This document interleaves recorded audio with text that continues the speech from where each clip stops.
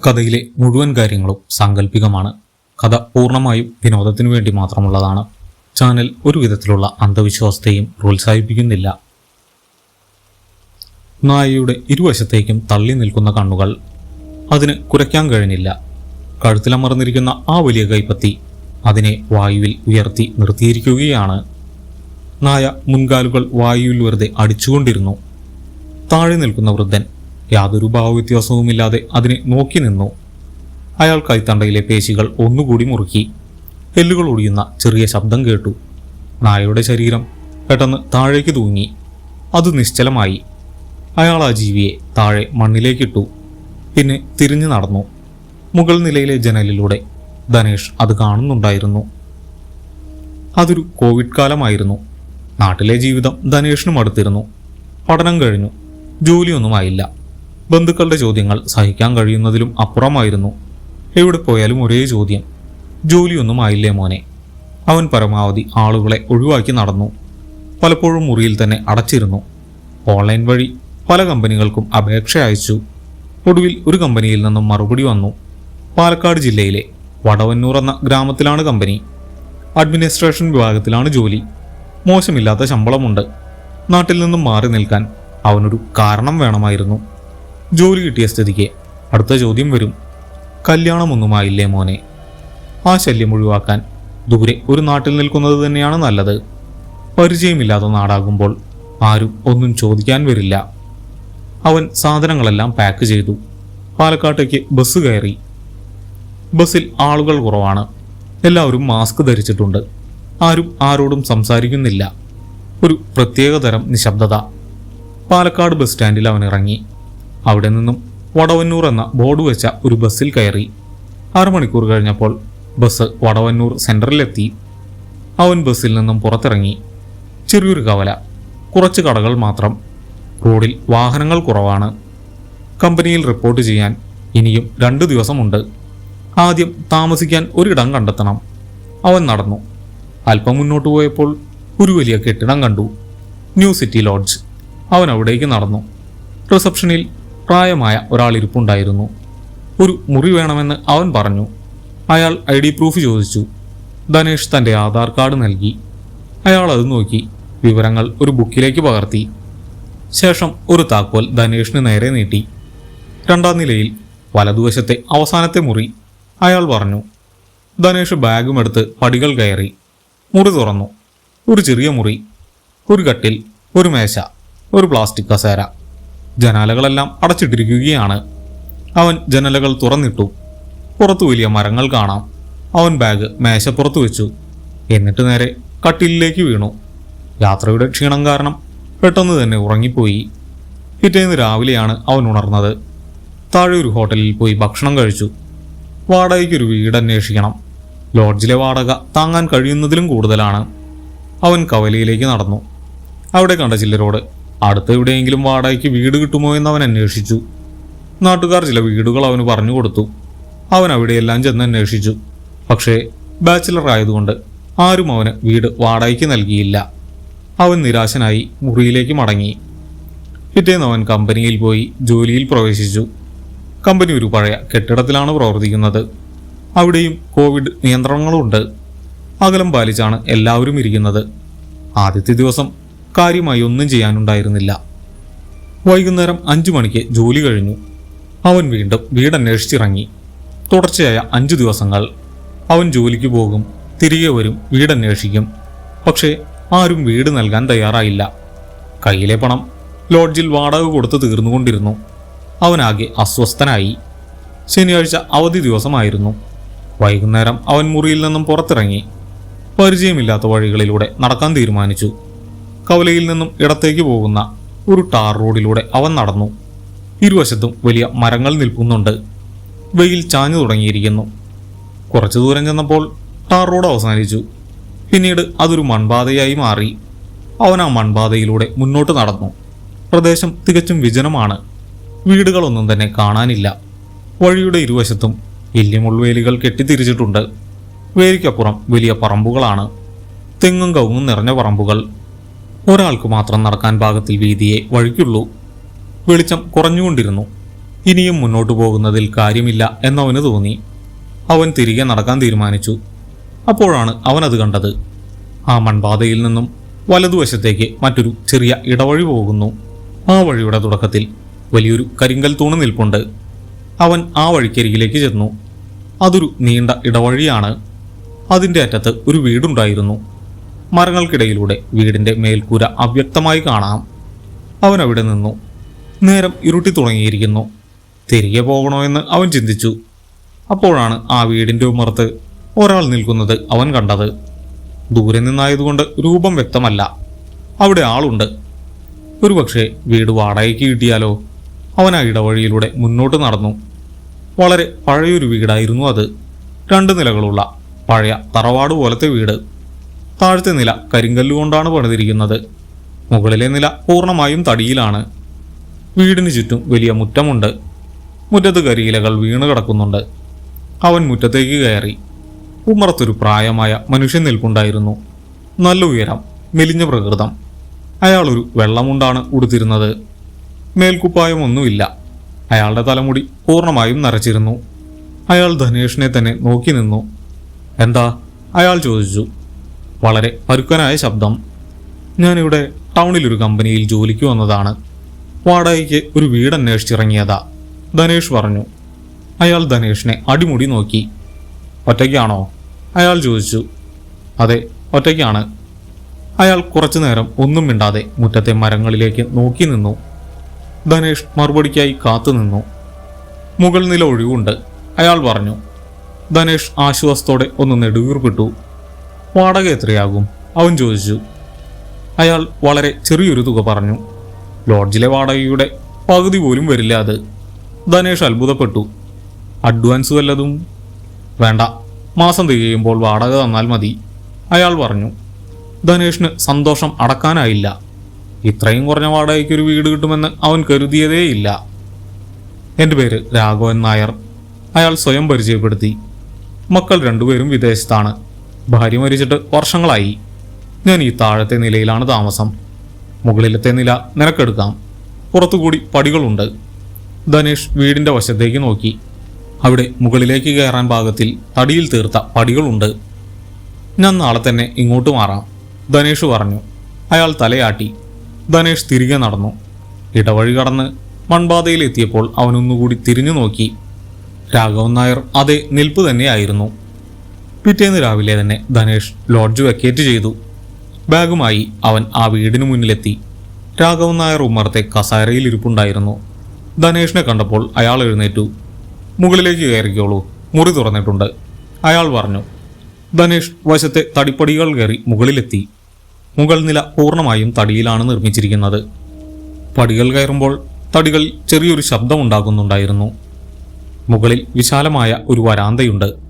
വരാന്തയിൽ നിന്നും അകത്തേക്ക് വലിയൊരു വാതിൽ തുറന്നു കിടക്കുകയാണ്.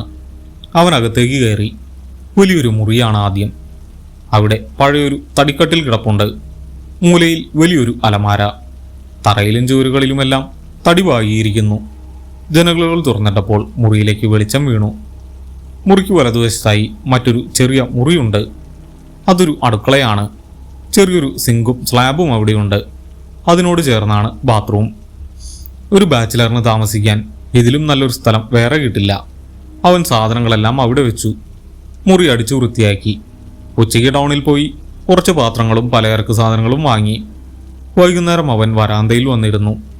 മുറ്റത്ത് കുറേ മരങ്ങളുള്ളതുകൊണ്ട് നല്ല തണലാണ്. താഴെ രാഘവൻ നായരെ കണ്ടില്ല. വീടിനുള്ളിൽ ലൈറ്റ് ഇട്ടിട്ടുണ്ട്. ആ ദിവസം അങ്ങനെ കഴിഞ്ഞു. ദിവസങ്ങൾ കടന്നുപോയി. ധനേഷിന്റെ ജീവിതം ഒരു ചിട്ടയിലേക്ക് മാറി. രാവിലെ എഴുന്നേൽക്കും, ഭക്ഷണമുണ്ടാക്കും, ജോലിക്ക് പോകും, വൈകുന്നേരം തിരികെ വരും. കോവിഡ് വ്യാപനം വീണ്ടും കൂടിയതുകൊണ്ട് കമ്പനി പകുതി പേർക്ക് വർക്ക് ഫ്രം ഹോം നൽകി. ധനേഷിനും വർക്ക് ഫ്രം ഹോം കിട്ടി. അതോടെ അവൻ്റെ ലോകം ആ മുകൾ നിലയിൽ മാത്രമായി ചുരുങ്ങി. അവൻ പലപ്പോഴും ലാപ്ടോപ്പിന് മുന്നിലായിരുന്നു. ഇതിനിടയിലാണ് അവൻ രാഘവൻ നായരെ ശ്രദ്ധിക്കാൻ തുടങ്ങിയത്. അയാളുടെ ദിനചര്യകൾ വളരെ വിചിത്രമായിരുന്നു. അയാൾ ഒരിക്കലും വീടിൻ്റെ കോമ്പൗണ്ട് വിട്ട് പുറത്തേക്ക് പോയിരുന്നില്ല. ഒരു സാധനം വാങ്ങാൻ പോലും അയാൾ കടകളിൽ പോകുന്നതായി ധനേഷ് കണ്ടില്ല. മുറ്റത്തെ കസാരയിൽ ഇരിക്കുന്നതൊഴിച്ചാൽ അയാൾ എപ്പോഴും വീടിനുള്ളിൽ തന്നെയായിരുന്നു കണ്ടിരുന്നത്. താഴത്തെ നിലയിൽ നിന്നും ടിവിയുടെയോ റേഡിയോയുടെയോ ശബ്ദങ്ങളൊന്നും കേൾക്കാറില്ല. വീട്ടിലേക്ക് പോസ്റ്റ്മാനോ മറ്റാളുകളോ ആരും വരാറില്ല. തികച്ചും നിശബ്ദമായൊരു ജീവിതം.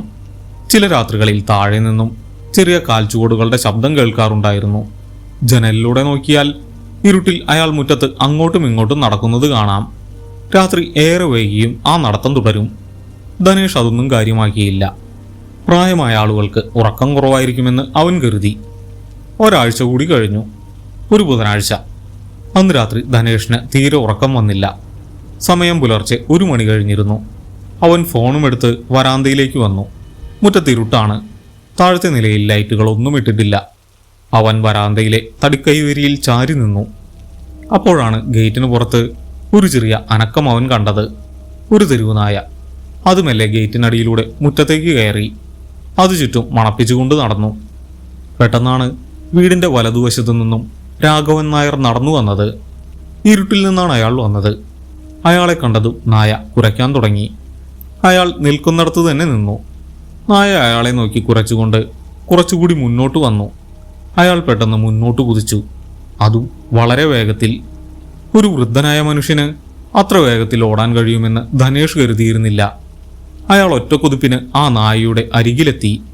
നായ തിരിഞ്ഞോടാൻ ശ്രമിച്ചു. പക്ഷേ അതിന് സാധിക്കും മുമ്പേ അയാൾ അതിൻ്റെ കഴുത്തിൽ പിടികൂടിയിരുന്നു.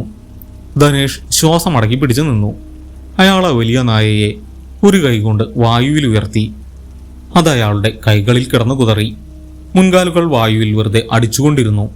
രാഘവൻ നായരുടെ മുഖത്ത് യാതൊരു ഭാവവും ഉണ്ടായിരുന്നില്ല. അയാൾ വെറുമൊരു കരിയിലഞ്ഞിരിക്കുന്ന ലാഘവത്തോടെ ആ നായയുടെ കഴുത്ത് ഞെരിച്ചു.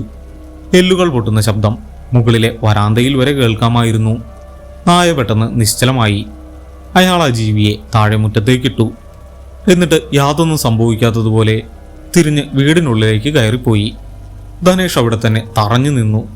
അവൻ്റെ കൈകൾ വിറയ്ക്കുന്നുണ്ടായിരുന്നു. ഒരു മനുഷ്യന്, അതും ഇത്രയും പ്രായമുള്ള ഒരാൾക്ക്, ഇത്രയും ശക്തി എങ്ങനെ ലഭിച്ചു? അവൻ വേഗം മുറിയിൽ കയറി വാതിലടച്ചു. ജനലയിലൂടെ അവൻ താഴേക്ക് നോക്കി. മുറ്റത്തിരുട്ടിൽ ആ നായയുടെ ജഡം കിടപ്പുണ്ട്. ആ രാത്രി അവന് ഉറങ്ങാൻ കഴിഞ്ഞില്ല. കട്ടിലിൽ സീലിംഗിലേക്ക് നോക്കി അവൻ കിടന്നു. താഴെ നിന്നും ഒരനക്കവുമില്ല. പൂർണ്ണമായ നിശബ്ദത. പിറ്റേന്ന് രാവിലെ വളരെ വൈകിയാണ് അവൻ എഴുന്നേറ്റത്. വാതിൽ തുറന്നവൻ വരാന്തയിലേക്ക് വന്ന് താഴെ മുറ്റത്തേക്ക് നോക്കി. ഇന്നലത്തെ നായയുടെ ജഡം കിടന്ന സ്ഥലത്ത് ഒന്നുമില്ല. അവിടെ കുറച്ച് മണ്ണ് മാറിക്കിടക്കുന്നതൊഴിച്ചാൽ വേറെ ഒരടയാളവുമില്ല. അവൻ പടികളിറങ്ങി താഴെ വന്നു. മുറ്റത്ത് ആരുമില്ല. അവൻ ഗേറ്റ് കടന്ന് റോഡിലേക്ക് ഇറങ്ങി. അവിടെയെങ്ങും ആ നായയുടെ ജഡം കണ്ടില്ല. രാഘവൻ നായർ ആ നായയുടെ ജഡം എന്തു ചെയ്തു? അവൻ ശങ്കിച്ചു. കുറച്ചു നേരം അവിടെയൊക്കെ നടന്ന ശേഷം അവൻ തിരികെ മുറ്റത്തേക്ക് വന്നു. വീടിന്റെ മുൻവാതിൽ അടഞ്ഞു കിടക്കുകയാണ്. അവൻ പടികൾ കയറി മുകളിലേക്ക് തന്നെ പോയി. പിന്നെ ലാപ്ടോപ്പ് ഓൺ ചെയ്ത് ജോലി ചെയ്യാൻ ശ്രമിച്ചു. പക്ഷെ അവന് ജോലിയിൽ ശ്രദ്ധിക്കാൻ കഴിഞ്ഞില്ല. ആ സംഭവം അവൻ്റെ മനസ്സിൽ മായാതെ നിന്നു. സ്വന്തം പറമ്പിൽ കയറിയ നായയെ ആരെങ്കിലും ഇങ്ങനെ കൊന്നു കളയുമോ? അതും ഇത്രയും നിഷ്ഠൂരമായി. അവൻ രാഘവൻ നായരെ നേരിട്ട് കണ്ട് സംസാരിക്കാൻ തീരുമാനിച്ചു. എന്തെങ്കിലും കാരണമുണ്ടാകുമല്ലോ, അല്ലാതെ ഒരാളിങ്ങനെ ചെയ്യില്ല. ഉച്ചയ്ക്ക് അവൻ ഭക്ഷണം കഴിക്കാൻ താഴെ ഇറങ്ങി. രാഘവൻ നായർ ഉമ്മറത്തെ കസാരയിൽ ഇരിപ്പുണ്ടായിരുന്നു. ധനേഷിനെ കണ്ടപ്പോൾ അയാൾ പതിവ് പോലെ മുഖത്ത് യാതൊരു ഭാവവുമില്ലാതെ നോക്കി. എന്താ? അയാൾ ചോദിച്ചു. അല്ല, ഞാൻ വെറുതെ താഴേക്ക് വന്നതാ, ധനേഷ് പറഞ്ഞു. രാത്രി നടന്ന സംഭവത്തെക്കുറിച്ച് ചോദിക്കാൻ അവന് ധൈര്യം വന്നില്ല. അയാൾ ധനേഷിനെ തന്നെ കുറച്ചു നേരം നോക്കിയിരുന്നു. ഇവിടെ ഒറ്റയ്ക്ക് താമസിക്കാൻ ബുദ്ധിമുട്ടുണ്ടോ? അയാൾ പെട്ടെന്ന് ചോദിച്ചു. ഇല്ല, കുഴപ്പമില്ല, ധനേഷ് മറുപടി നൽകി. നല്ലത്. ഈ വീട് വളരെ പഴയതാണ്. തടികൾക്ക് ചിലപ്പോൾ കേടുപാടുകൾ കാണും. രാത്രിയിൽ നടക്കുമ്പോൾ സൂക്ഷിക്കണം, അയാൾ പറഞ്ഞു. ധനേഷ് തലയാട്ടി. അയാൾ പറഞ്ഞത് ശരിയാണ്. രാത്രിയിൽ നടക്കുമ്പോൾ തടികൾ ശബ്ദമുണ്ടാക്കാറുണ്ട്. അവൻ തിരികെ മുകളിലേക്ക് കയറി. രാഘവൻ നായരുടെ പെരുമാറ്റത്തിൽ അസ്വാഭാവികമായി ഒന്നും അവന് തോന്നിയില്ല. ഇന്നലെ രാത്രി താൻ സ്വപ്നം കണ്ടതാവുമോ? അവൻ സ്വയം ചോദിച്ചു. അല്ലായിരുന്നുവെങ്കിൽ നായയുടെ ജഡമെങ്കിലും കാണേണ്ടതായിരുന്നു. അവൻ ആ സംഭവം മറക്കാൻ ശ്രമിച്ചു. എങ്കിലും അന്നത്തെ ദിവസം അവൻ വളരെ ശ്രദ്ധയോടെയാണ് കഴിഞ്ഞത്. രാത്രിയായപ്പോൾ അവൻ ജനലകളെല്ലാം അടച്ച ശേഷം ലൈറ്റുകൾ ഇട്ടു.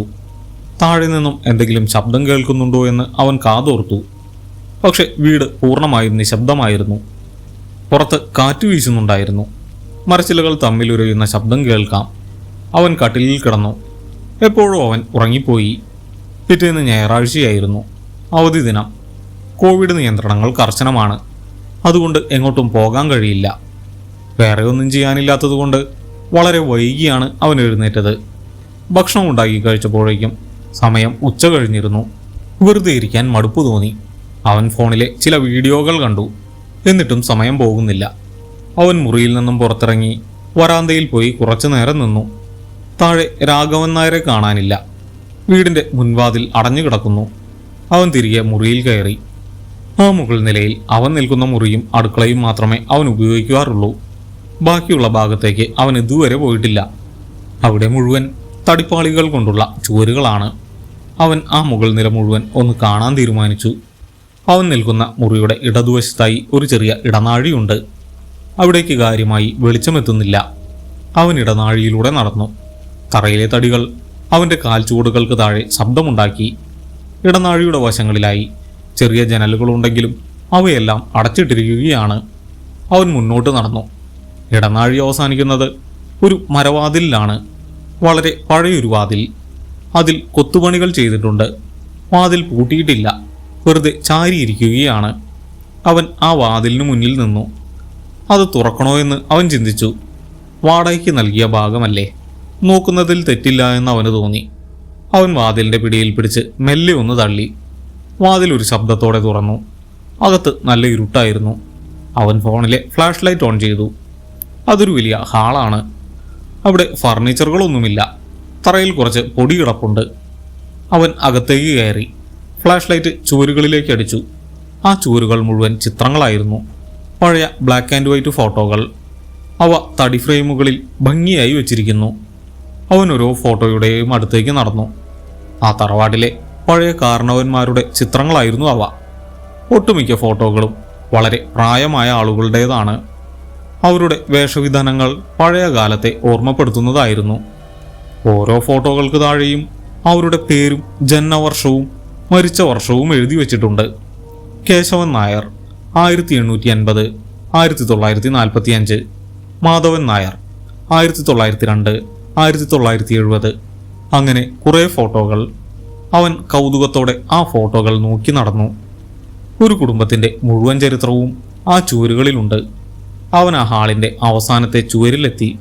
അവിടെ ഒരൊറ്റ ഫോട്ടോ മാത്രമേ ഉണ്ടായിരുന്നുള്ളൂ. അത് മറ്റു ഫോട്ടോകളെ അപേക്ഷിച്ച് അല്പം കൂടി പുതിയതാണെന്ന് തോന്നി. അവൻ ഫ്ലാഷ് ലൈറ്റ് ആ ഫോട്ടോയ്ക്ക് നേരെ പിടിച്ചു. ആ ഫോട്ടോ കണ്ടതും ധനേഷ് അവിടെ തന്നെ നിന്നുപോയി. അവൻ്റെ കണ്ണുകൾ വിടർന്നു. ശ്വാസമെടുക്കാൻ പോലും അവൻ മറന്നു.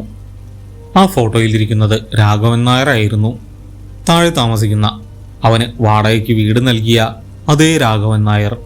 അതേ മുഖം, അതേ രൂപം, ഒരു മാറ്റവുമില്ല.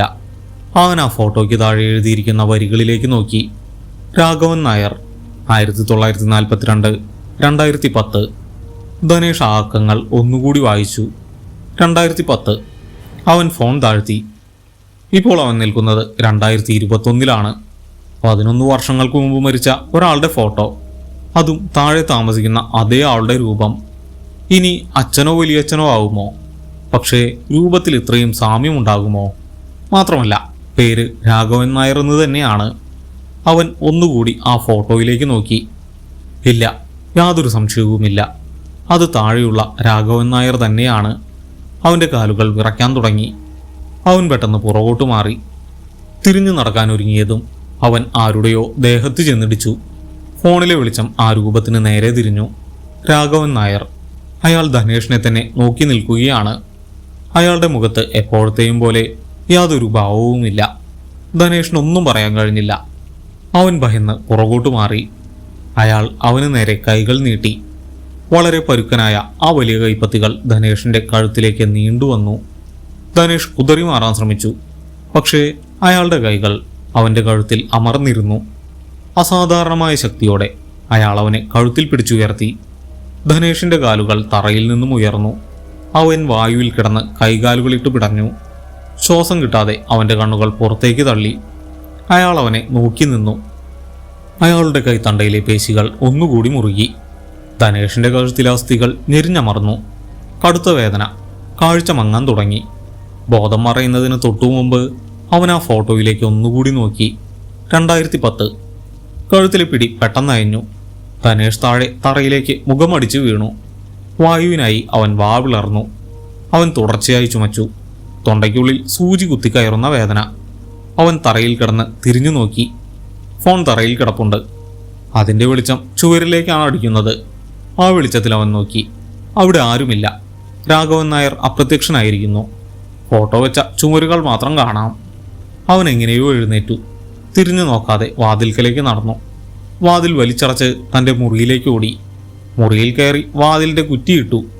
എങ്ങനെയെങ്കിലും രക്ഷപ്പെടണം. അവൻ വേഗം ബാഗ് എടുത്തു. ലാപ്ടോപ്പും അത്യാവശ്യം തുണികളും മാത്രം അതിലേക്ക് വലിച്ചിട്ടു. അവൻ മുറിയുടെ വാതിൽ തുറന്ന് വരാന്തയിലേക്ക് ഇറങ്ങി. താഴെ മുറ്റത്ത് ഇരുട്ടായിരുന്നു. അവൻ പടികളിറങ്ങി. പടികളുടെ തടികൾ ശബ്ദമുണ്ടാക്കാതിരിക്കാൻ അവൻ ശ്രദ്ധിച്ചു. താഴത്തെ നിലയിലെ മുൻവാതിൽ അടഞ്ഞു കിടക്കുകയാണ്. അവൻ മുറ്റം കടന്ന് ഗേറ്റ് തുറന്ന് പുറത്തേക്കിറങ്ങി. മൺപാതയിലൂടെ അവൻ വേഗത്തിൽ നടന്നു. ടാർ റോഡിലെത്തിയപ്പോൾ അവൻ നടത്തത്തിൻ്റെ വേഗത കൂട്ടി. ഒരിടത്തും വെളിച്ചമില്ല. കോവിഡ് കാരണം ആരും പുറത്തില്ല. വീടുകളെല്ലാം അടച്ചിട്ടിരിക്കുകയാണ്. അവൻ ടൗൺ ലക്ഷ്യമാക്കി നടന്നു. ഏകദേശം 1 കിലോമീറ്റർ നടന്നപ്പോൾ ഒരു ജീപ്പ് അവന് നേരെ വന്നു. അതൊരു പോലീസ് ജീപ്പായിരുന്നു. ജീപ്പ് അവൻ്റെ മുന്നിൽ നിന്നു. 2 പോലീസുകാർ പുറത്തിറങ്ങി. ഈ സമയത്ത് എങ്ങോട്ടാ? ഒരാൾ ചോദിച്ചു. ധനേഷ് സംസാരിക്കാൻ ശ്രമിച്ചു. പക്ഷെ ശബ്ദം പുറത്തേക്ക് വന്നില്ല. തൊണ്ടയിൽ കടുത്ത വേദന അനുഭവപ്പെട്ടു. അവൻ വീണ്ടും ശ്രമിച്ചു. വളരെ പരുക്കനായൊരു ശബ്ദം പുറത്തു വന്നു. എന്നെ ഒരാൾ കൊല്ലാൻ ശ്രമിച്ചു, അവൻ പറഞ്ഞു. പോലീസുകാർ പരസ്പരം നോക്കി. ആര്? എവിടെ വെച്ച്? വടവന്നൂർ പഴയ തറവാട്ടിൽ. എന്നെ വീട് വാടകയ്ക്ക് ഏൽപ്പിച്ച രാഘവൻ നായർ. മുതിർന്ന പോലീസുകാരൻ അവനെ സൂക്ഷിച്ചു നോക്കി. രാഘവൻ നായരോ? നീ എന്തീ പറയുന്നത്? ആ വീട്ടിലിപ്പോൾ താമസിക്കുന്നത് റിട്ടയർഡായ കൃഷ്ണമാഷാണ്. അയാൾ ഒറ്റയ്ക്കാണ് അവിടെ താമസം. ധനേഷ് അല്ല എന്ന് തലയാട്ടി. രാഘവൻ നായർ എന്നാണ് എന്നോട് പറഞ്ഞത്. വലിയ ശരീരമുള്ള ഒരാൾ. അയാൾ താഴത്തെ നിലയിലാണ് താമസം. ഞാൻ 2 ആഴ്ചയായി മുകളിലുണ്ട്, അവൻ തറപ്പിച്ചു പറഞ്ഞു. പോലീസുകാരന് സംശയമായി. നീ വണ്ടിയിൽ കയറ്, നമുക്ക് അവിടെ വരെ പോകാം. അവർ അവനെ ജീപ്പിൽ കയറ്റി. ആ ജീപ്പ് വീടിന് മുന്നിലെത്തി. പോലീസുകാർ ടോർച്ചടിച്ച് ഗേറ്റ് കടന്നു. ധനേഷും അവർക്ക് പിന്നാലെ നടന്നു. അവർ താഴത്തെ വാതിലിൽ മുട്ടി. കുറച്ചു കഴിഞ്ഞപ്പോൾ അകത്തെ ലൈറ്റ് തെളിഞ്ഞു. വാതിൽ തുറന്നു. വളരെ ക്ഷീണിതനായ ഒരു വൃദ്ധൻ പുറത്തേക്ക് വന്നു. അയാൾക്ക് കണ്ണിന് കാഴ്ച കുറവായിരുന്നു. ആരാ? അയാൾ ചോദിച്ചു. കൃഷ്ണമാഷെ, ഇത് പോലീസാണ്. എന്താ ഈ സമയത്ത്? കൃഷ്ണമാഷ് ചോദിച്ചു. പോലീസുകാരൻ ധനേഷിനെ മുന്നിലേക്ക് നിർത്തി. ഇവനെ അറിയുമോ? ഇവൻ പറയുന്നു മുകളിലത്തെ നിലയിൽ 2 ആഴ്ചയായി ഇവൻ വാടകയ്ക്ക് താമസിക്കുകയാണെന്ന്. കൃഷ്ണമാഷ് ധനേഷിനെ നോക്കി. ഇല്ല, ഞാൻ ഇതുവരെ ഇവനെ കണ്ടിട്ടില്ല. മുകളിലത്തെ നില ഞാൻ ആർക്കും കൊടുത്തിട്ടുമില്ല.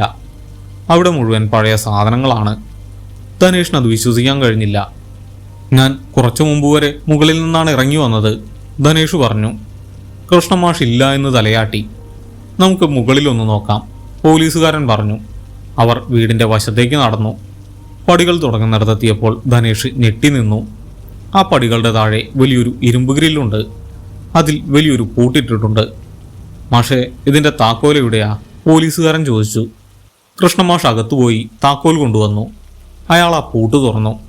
ധനേഷ് ആ ഗ്രില്ലിലേക്ക് തന്നെ നോക്കി നിന്നു. കഴിഞ്ഞ 2 ആഴ്ചയായി താൻ കയറി ഇറങ്ങിയ പടികളാണ്. അവിടെ ഒരിക്കലും അങ്ങനെ ഒരു ഗ്രില്ല് അവൻ കണ്ടിട്ടില്ല. പോലീസുകാർ പടികൾ കയറി. ധനേഷ് അവർക്ക് പിന്നാലെ മുകളിലെത്തി. ധനേഷിന്റെ മുറിയുടെ വാതിൽ തുറന്നു കിടക്കുകയാണ്. പോലീസുകാർ അകത്ത് കയറി നോക്കി.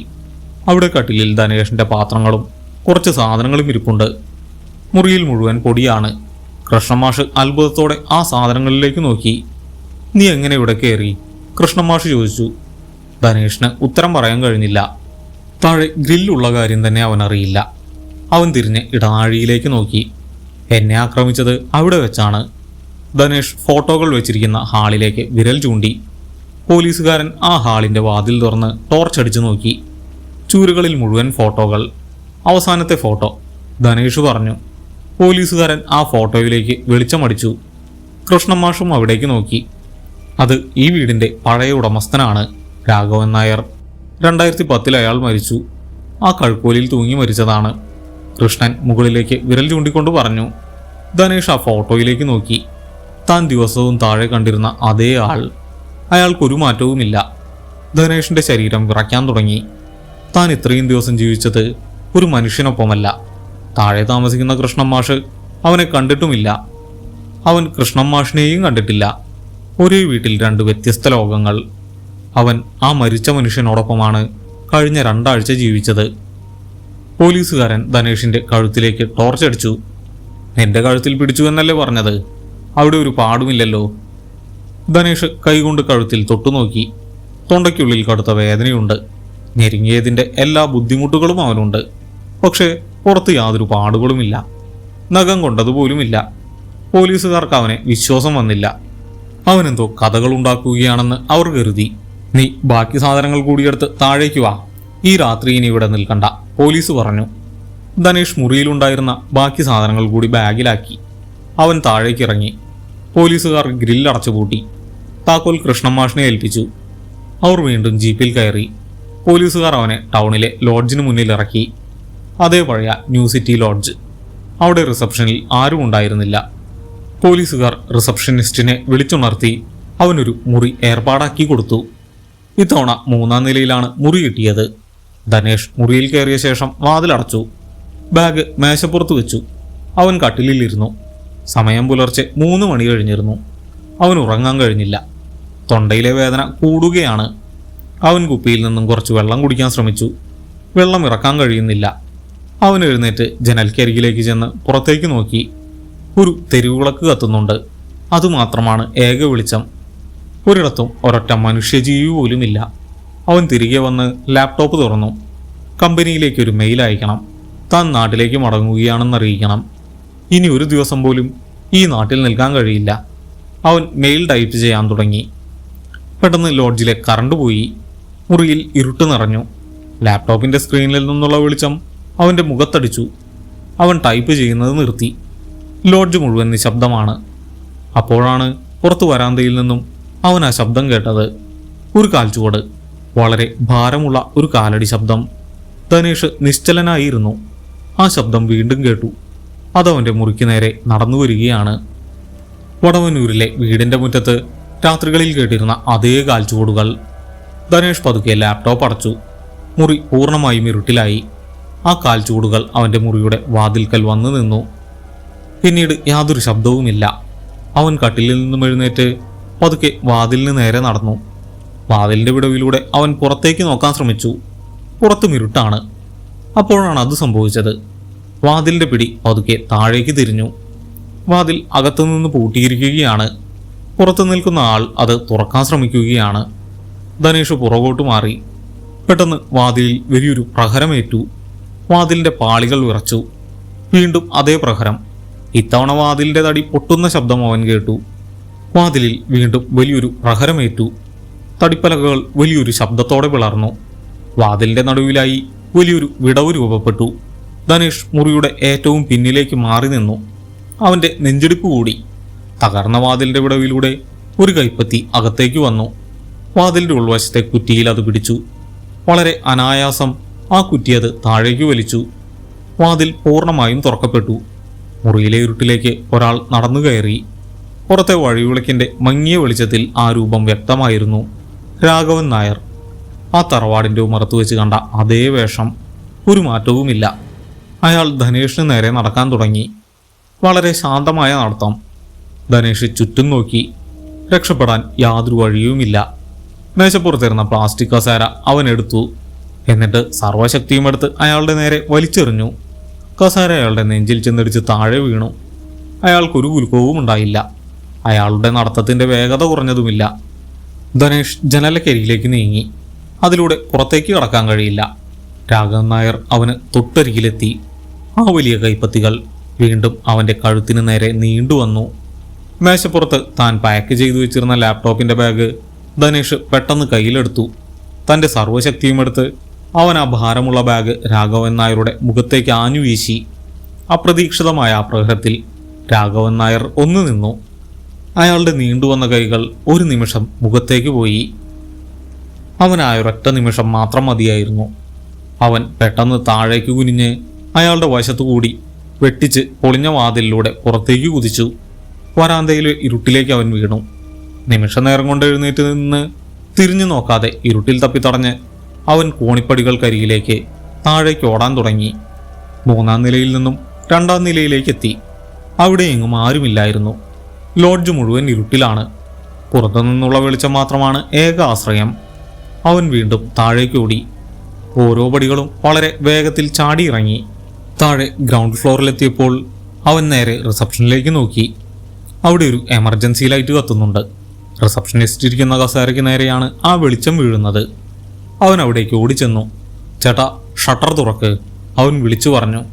കസേരയിൽ ആ പ്രായമുള്ള റിസപ്ഷനിസ്റ്റ് ഇരിപ്പുണ്ടായിരുന്നു. അയാൾ പക്ഷെ ഒരൽപ്പം പോലും അനങ്ങിയില്ല. ധനേഷ് അയാളുടെ അരികിലേക്ക് ചെന്ന് അയാളുടെ മുഖത്തേക്ക് നോക്കി. ധനേഷ് ഞെട്ടി പുറകോട്ട് മാറി. ആ മനുഷ്യന്റെ തല ഒരു വശത്തേക്ക് അസ്വാഭാവികമായി ചെരിഞ്ഞിരിക്കുകയാണ്. കഴുത്തൊടിഞ്ഞതാണ്. വടവന്നൂരിലെ വീടിന്റെ മുറ്റത്ത് കിടന്ന നായയുടെ അതേ അവസ്ഥ. അയാളുടെ കണ്ണുകൾ തുറിച്ചു നിൽപ്പുണ്ടായിരുന്നു. ധനേഷിന് എന്താണ് ചെയ്യേണ്ടതെന്ന് മനസ്സിലായില്ല. അവൻ ഷട്ടറിനരികിലേക്ക് ഓടി. അത് അകത്തുനിന്നും പൂട്ടിയിരിക്കുകയാണ്. താക്കോലില്ലാതെ അത് തുറക്കാൻ കഴിയില്ല. അപ്പോഴാണ് മുകളിൽ നിന്നും ആ ശബ്ദം അവൻ വീണ്ടും കേട്ടത്. വളരെ ഭാരമുള്ള കാൽവയ്പ്പുകൾ. ആ പടികളിലൂടെ അയാൾ താഴേക്ക് വരികയാണ്. ധനേഷ് വേഗത്തിൽ റിസപ്ഷൻ ഡെസ്കിലേക്ക് ഓടി. മേശയുടെ മുകളിൽ അവൻ കൈകൾ കൊണ്ട് പരതി. താക്കോൽ കൂട്ടം അവിടെ എങ്ങുമില്ല. കാൽച്ചുവടുകൾ കൂടുതൽ അടുത്തേക്ക് വരികയാണ്. അയാൾ 1-ാം നിലയിൽ എത്തിയിരിക്കുന്നു. ധനേഷ് മേശയുടെ ഡ്രോയറുകൾ ഓരോന്നായി വലിച്ചു തുറന്നു. 2-ാമത്തെ ഡ്രോയറിൽ അവൻ്റെ കൈകൾ ഒരു വലിയ താക്കോൽ കൂട്ടത്തിൽ തടഞ്ഞു. അവൻ വേഗം അതെടുത്തു. എന്നിട്ട് ഷട്ടറിനരികിലേക്ക് വന്നു. താക്കോൽ കൂട്ടത്തിൽ കുറഞ്ഞത് 10 താക്കോലെങ്കിലുമുണ്ട്. അതിലേതാണ് ഷട്ടറിൻ്റെ താക്കോലെന്ന് അവനറിയില്ല. ആ സമയം കോണിപ്പടികൾ അവസാനിക്കുന്നിടത്തു നിന്നും വലിയൊരു രൂപം ഇരുട്ടിൽ തെളിഞ്ഞു വന്നു. രാഘവൻ നായർ. അയാൾ റിസപ്ഷനിലെ വെളിച്ചത്തിലേക്ക് നടന്നു വന്നു. ധനേഷിനെ കണ്ടതും അയാൾ അവന് നേരെ നടക്കാൻ തുടങ്ങി. ധനേഷ് വിറയ്ക്കുന്ന വിരലുകളോടെ ഓരോ താക്കോലും കൂട്ടിലേക്ക് ഇട്ടു നോക്കി. ആദ്യത്തേത് അതിൽ കയറിയതേയില്ല. 2-ാമത്തേത് കയറി, പക്ഷെ അത് തിരിഞ്ഞില്ല. രാഘവൻ നായർ റിസപ്ഷൻ ഡെസ്ക് കടന്ന് മുന്നോട്ട് വരികയാണ്. 3-ാമത്തെ താക്കോൽ. അവനത് കൂട്ടിലേക്കിട്ടു. അതായിരുന്നു ഷട്ടറിൻ്റെ താക്കോൽ. അവനത് വേഗം തിരിച്ചു. കൂട്ട് തുറന്നു. അവൻ ഷട്ടറിൻ്റെ പിടിയിൽ പിടിച്ച് മുകളിലേക്ക് വലിച്ചു. ഷട്ടർ വലിയ ശബ്ദത്തോടെ മുകളിലേക്ക് കയറി. അത് പകുതി ഉയർന്നപ്പോഴേക്കും രാഘവൻ നായർ അവന് തൊട്ടുപിറകിലെത്തിയിരുന്നു. ആ വലിയ കൈകൾ ധനേഷിന്റെ ഷർട്ടിൽ പിടുത്തമിട്ടു. ധനേഷ് മുന്നോട്ട് കുതിച്ചു. ഷർട്ടിന്റെ ബട്ടണുകൾ പൊട്ടിച്ചിതറി. ഷർട്ട് അയാളുടെ കയ്യിൽ ഉപേക്ഷിച്ച് ധനേഷ് ആ ഷട്ടറിനടിയിലൂടെ പുറത്തേക്ക് ചാടി.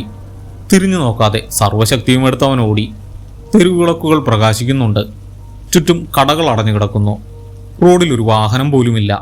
അവൻ ഓട്ടം തുടർന്നു. തൊണ്ടയിലെ വേദന അവനെ വല്ലാതെ അലട്ടുന്നുണ്ടായിരുന്നു. എങ്കിലും അവൻ നിന്നില്ല. കുറച്ചു ദൂരം ഓടിയപ്പോൾ ദൂരെ ഒരു കെട്ടിടത്തിന് മുന്നിൽ ചെറിയൊരു വെളിച്ചം അവൻ കണ്ടു. അവൻ അവിടെ ലക്ഷ്യമാക്കി ഓടി. അതൊരു പോലീസ് സ്റ്റേഷനായിരുന്നു. അവൻ പോലീസ് സ്റ്റേഷന്റെ ഗേറ്റ് കടന്ന് ഉള്ളിലേക്ക് കയറി. അവിടെ ഡ്യൂട്ടിയിലുണ്ടായിരുന്ന പോലീസുകാരൻ അവനെ കണ്ടെഴുന്നേറ്റു.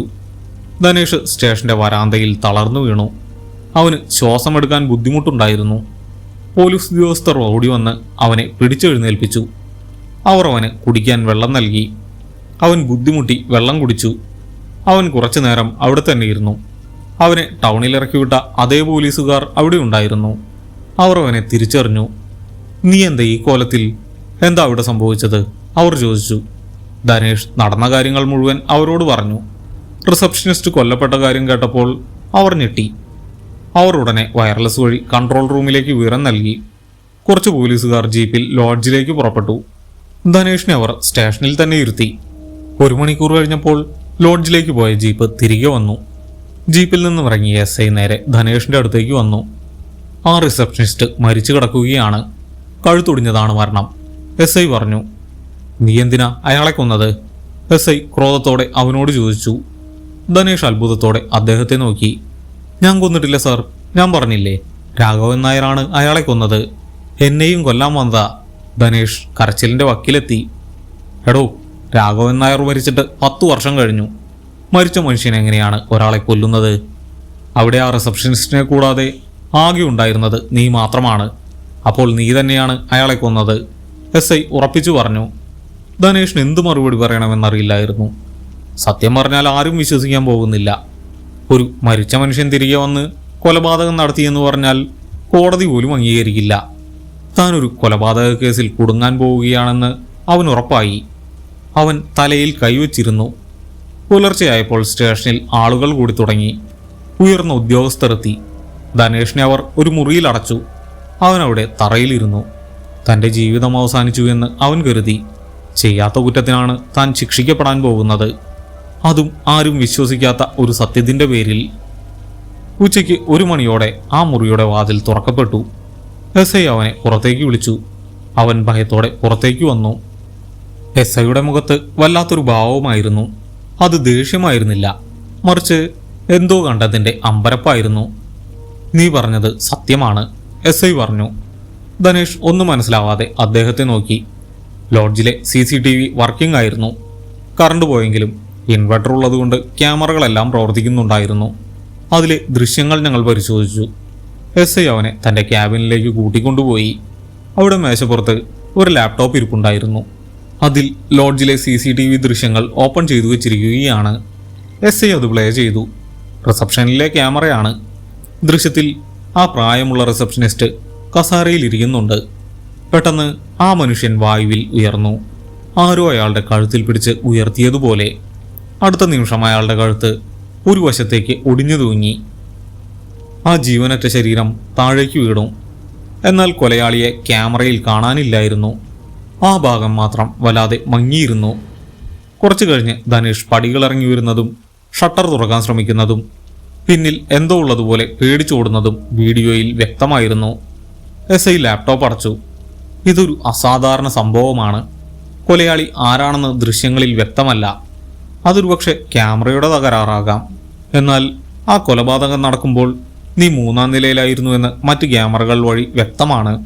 മാത്രമല്ല, താഴേക്ക് ഓടി വരുമ്പോൾ നീ കാണിച്ച അഭയം കൃത്രിമമല്ലെന്നും ഞങ്ങൾക്ക് മനസ്സിലായി. അതുകൊണ്ട് ഈ കേസിൽ ഞങ്ങൾ നിന്നെ സംശയിക്കുന്നില്ല. എസ് ഐ ലാപ്ടോപ്പ് അടച്ചു. ധനേഷിന് വലിയൊരു ആശ്വാസം തോന്നി. വലിയൊരു ഭാരം ഒഴിഞ്ഞുപോയതുപോലെ. നിന്റെ ബാഗും സാധനങ്ങളും ലോഡ്ജിൽ നിന്നും ഞങ്ങൾ എടുത്തിട്ടുണ്ട്, എസ് ഐ തുടർന്നു. നിനക്ക് പോകാം. ഒരു പോലീസുകാരൻ നിന്നെ റെയിൽവേ സ്റ്റേഷനിൽ കൊണ്ടുപോയാക്കും. ഇനിയൊരിക്കലും ഈ നാട്ടിലേക്ക് തിരികെ വരരുത്, അദ്ദേഹം ഒരു താക്കീതെന്ന പോലെ പറഞ്ഞു. ധനേഷ് തലയാട്ടി. അവൻ തൻ്റെ ബാഗും വാങ്ങി പുറത്തേക്ക് നടന്നു. സ്റ്റേഷന് പുറത്ത് ഒരു പോലീസ് ജീപ്പ് കിടപ്പുണ്ടായിരുന്നു. അവൻ അതിൽ കയറി. ജീപ്പ് റെയിൽവേ സ്റ്റേഷനിലേക്ക് തിരിച്ചു. അവൻ ജനലിലൂടെ പുറത്തേക്ക് നോക്കി. പട്ടണം സാധാരണ നിലയിലായിട്ടുണ്ട്. കടകൾ തുറന്നിരിക്കുന്നു, ആളുകൾ നടക്കുന്നു. പക്ഷേ ആ നാട്ടിലെ ഓരോ മരങ്ങളും വീടുകളും അവനിൽ ഭയമാണുണ്ടാക്കിയത്. റെയിൽവേ സ്റ്റേഷനിലെത്തിയ അവൻ നാട്ടിലേക്കുള്ള ടിക്കറ്റ് എടുത്തു. ട്രെയിൻ വന്നപ്പോൾ അവൻ അതിൽ കയറി സീറ്റിലിരുന്നു. ട്രെയിൻ നീങ്ങി തുടങ്ങിയപ്പോൾ മാത്രമാണ് അവന് ശരിക്കും ആശ്വാസം തോന്നിയത്. വടവന്നൂർ എന്ന ഗ്രാമം പതുക്കെ പുറകിലേക്ക് മറഞ്ഞു. 2 വർഷം കടന്നുപോയി. ധനേഷ് ഇപ്പോൾ നാട്ടിൽ തന്നെയാണ്. പഴയ കമ്പനിയിൽ നിന്നും അവൻ രാജിവെച്ചു. ഇപ്പോൾ നാട്ടിലെ ഒരു ബാങ്കിൽ അവന് ജോലി കിട്ടി. അവൻ്റെ ജീവിതം വളരെ സമാധാനപരമായി മുന്നോട്ടു പോവുകയാണ്. അവൻ ആ പഴയ സംഭവങ്ങൾ മറക്കാൻ പരമാവധി ശ്രമിച്ചു. രാത്രികളിൽ ചിലപ്പോൾ അവന് ഭയം തോന്നും. ആ വലിയ കൈപ്പത്തികൾ തൻ്റെ കഴുത്തിലേക്ക് നീളുന്നത് അവൻ സ്വപ്നം കാണും. അപ്പോഴെല്ലാം അവൻ ഉണർന്നിരിക്കും. എങ്കിലും എല്ലാത്തിനെയും സമയം ഉണക്കിത്തുടങ്ങിയിരുന്നു. അങ്ങനെയിരിക്കെ ഒരു ദിവസം, അതൊരു ഞായറാഴ്ചയായിരുന്നു. ധനേഷ് തൻ്റെ മുറിയിലിരുന്ന് ലാപ്ടോപ്പിൽ പഴയ ഫയലുകൾ നോക്കുകയായിരുന്നു. പഴയ കമ്പനിയിലെ ചില ഫയലുകൾ ഡിലീറ്റ് ചെയ്യാൻ അവൻ തീരുമാനിച്ചു. അതിനിടയിൽ അവൻ ഇൻ്റർനെറ്റിൽ വെറുതെ വടവന്നൂർ എന്ന് ടൈപ്പ് ചെയ്തു. ആ നാട്ടിൽ ഇപ്പോൾ എന്ത് നടക്കുന്നു എന്നറിയാൻ ചെറിയൊരു കൗതുകം. താഴെ ചില പ്രാദേശിക വാർത്താ ലിങ്കുകൾ വന്നു. അവൻ അതിലൊന്നിൽ ക്ലിക്ക് ചെയ്തു. അതൊരു പഴയ വാർത്തയായിരുന്നു. 6 മാസം മുമ്പ് വന്ന വാർത്ത. വാർത്തയുടെ തലക്കെട്ട് കണ്ട് അവൻ നിശ്ചലനായി. വടവന്നൂരിൽ വീണ്ടും ദുരൂഹ മരണം. വാടകയ്ക്ക് താമസിച്ചിരുന്ന യുവാവിനെ കഴുത്തൊടിഞ്ഞ നിലയിൽ കണ്ടെത്തി. വാർത്തയുടെ താഴെ ഒരു ഫോട്ടോ കൊടുത്തിട്ടുണ്ട്. വടവന്നൂരിലെ പഴയ വീടിൻ്റെ ഫോട്ടോ. അതേ മൺപാത, അതേ ഇല്ലിമുൾവേലി. ധനേഷ് ആ വാർത്ത മുഴുവൻ വായിച്ചു. താഴത്തെ നിലയിൽ താമസിച്ചിരുന്ന കൃഷ്ണമാഷ് മരിച്ചതിന് ശേഷം ആ വീട് മറ്റൊരാൾ വാങ്ങിയിരുന്നു. അയാൾ വീടിൻ്റെ മുകൾ നില വീണ്ടും വാടകയ്ക്ക് നൽകാൻ തുടങ്ങി. അവിടെ താമസിക്കാൻ വന്ന ഒരു ബാങ്ക് ഉദ്യോഗസ്ഥനാണ് കൊല്ലപ്പെട്ടത്. മരണകാരണം കഴുത്തൊടിഞ്ഞതാണ്. കേസ് പോലീസ് അന്വേഷിക്കുന്നുണ്ട്. ധനേഷ് ലാപ്ടോപ്പ് അടച്ചു വെച്ചു. അവൻ ജനാലയിലൂടെ പുറത്തേക്ക് നോക്കി. മുറ്റത്ത് നല്ല വെയിലുണ്ട്. അവൻ ദീർഘമായി ഒന്ന് ശ്വാസമയച്ചു. താൻ രക്ഷപ്പെട്ടത് വെറുമൊരു അപകടത്തിൽ നിന്നല്ല, ഒരിക്കലും തോൽപ്പിക്കാൻ കഴിയാത്ത വലിയൊരു യാഥാർത്ഥ്യത്തിൽ നിന്നാണ്. രാഘവൻ നായർ അവിടെ തന്നെയുണ്ട്, ആ വീടിൻ്റെ മുകൾ നിലയിൽ. തൻ്റെ അതിർത്തിയിലേക്ക് അതിക്രമിച്ചു കയറുന്നവരെ ഇല്ലാതാക്കാൻ അയാൾ വീണ്ടും കാത്തിരിക്കുകയാണ്. ധനേഷിൻ്റെ ചുണ്ടിൽ ചെറിയൊരു ചിരി വിടർന്നു. താൻ ജീവിച്ചിരിക്കുന്നു എന്ന സംതൃപ്തിയുടെ ചിരി.